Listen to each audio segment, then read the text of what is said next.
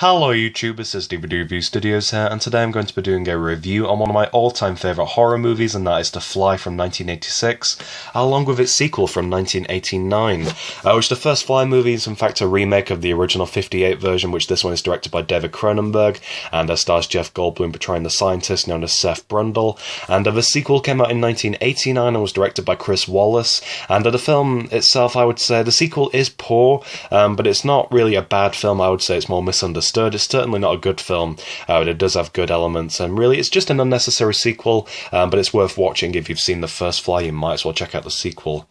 So the first Fly movie is terrific in this DVD set, even though it's a very basic set just containing both the movies. Definitely pick it up, you can grab it for less than £1, pretty much. So the tagline is "Be afraid, be very afraid," which I absolutely love. There's the fly that started it all, along with the teleportation pod, which is what the movie is based around.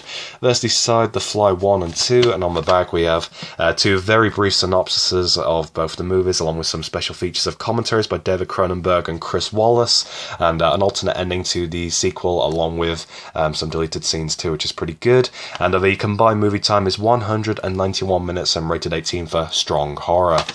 And here's the discs. There's disc 1 with Brundlefly on the disc 1, and disc 2 with the irritating child from the beginning of the second Fly movie that turns into Eric Stoltz midway through. The first Fly movie is absolutely incredible. It's a really great combination between both horror and romance, which I would personally regard this film as more of a tragic romance story with horror elements, just because arguably the main focus is the genetic changes of Seth Brundle once he's combined with the Fly. But I really do think the relationship between Gina Davis's character of Veronica and Seth Brundle is more of a predominant focus on the overall movie, and despite the fact that it's incredibly gory with Seth Brundle changing very dramatically throughout the film, such as deteriorating with his hair falling out, his skin changing, losing fingernails, losing teeth. It's pretty messed up, but Gina Davis's character Veronica develops a lot more, and honestly I think her character is phenomenal by the end, because she really wants to help Seth, but then suddenly realises that he is out of his mind with corruption, as the DNA really has corrupted him, and his focus is now on the fact that he wants to combine himself with Veronica as well as the Fly and create an absurd abomination kind of creature. So that's pretty much it for a synopsis of the film, but the overall movie is terrific for the 80s gore, which is obviously very over-excessive. I think Seth Brundle is an amazing character, and Jeff Goldblum really does portray the character very well. I think the character that had the most development really is Gina Davis's character of Veronica, just because even though she's not really a major focus at the beginning, she suddenly becomes the heroine towards the end, which I really quite liked about the character. And obviously the ending is very satisfying if you have seen the movie. So the cinematography is terrific. I love the gore effects. I love the practical effects as well, when Seth Brundle really does turn into Brundlefly, as it would be. And the teleportation pods are great. There's so many great features added to this movie, and if you haven't seen it, definitely check it out. It's one of the best horror movies out there in my opinion. Moving on to the sequel, The Fly 2, honestly, I have many mixed opinions about this movie. Number one, I would say this film is very unfairly rated and really misunderstood.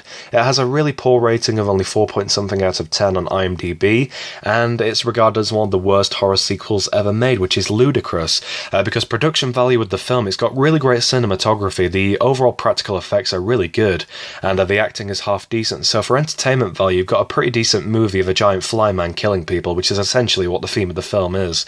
But my second point is the narrative, which really lets the movie down overall, because even though it does tie up some loose ends from the first film, they weren't really loose ends that people were speculating over or thinking about in too much detail.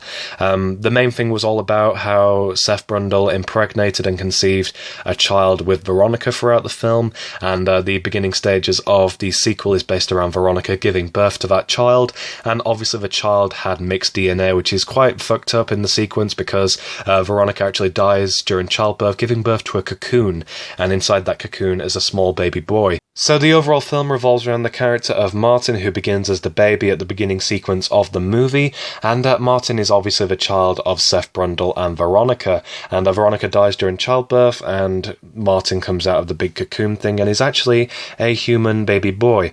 But obviously his genetics are very mixed, obviously because he had some of Seth Brundle's Fly genes within him, and so the rest of the film is actually focusing very interestingly on Martin as he rapidly grows from being a baby to being a teenager, teenager throughout the film, and obviously that's due to his mixed up genes, and throughout the film he actually becomes a scientist himself, and he wants to cure himself of the awful condition that he's been born with. So the film itself doesn't really sound as bad, but there are so many really bad sequences throughout the film, such as the dog that obviously was brutally turned inside out pretty much. It just looks really messed up, which I didn't really like that scene, because obviously it was really cruel to the dog despite it being fake, but it still wasn't very nice. And then there's obviously the various scientist characters, and the boss character that wasn't very nice to Martin and just wanted to milk money off the success of the teleportation pods.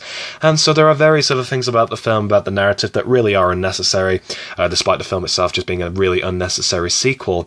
So it really doesn't contribute much. There's a really poor love affair throughout the film between Martin and the young girl, and other than that, there really isn't much to this movie. It's just a really silly gore fest as Martin at the end inevitably mutates into the Man-Fly. So yeah, that's pretty much the film overall. It's not very good, but it's not a bad film. I think for entertainment purposes it does have something to it if you really want to see a giant man-fly go around eating and killing people, but aside from that it doesn't really offer much, and I wouldn't really recommend it. I would, however, definitely recommend the first film. So thanks for watching my review on The Fly and The Fly 2. Honestly, a pretty decent set of movies. The first one is obviously vastly superior and has become quite a horror classic in recent years, but the sequel, I think people should give it at least one watch. It's a very interesting film, but it doesn't really offer much to the overall narrative and the overall concept of the Fly movies. So thanks for watching my review. Be sure to leave a like down below. Let me know in the comments if you've checked out either of these films and what you think of them, and please subscribe down below for more.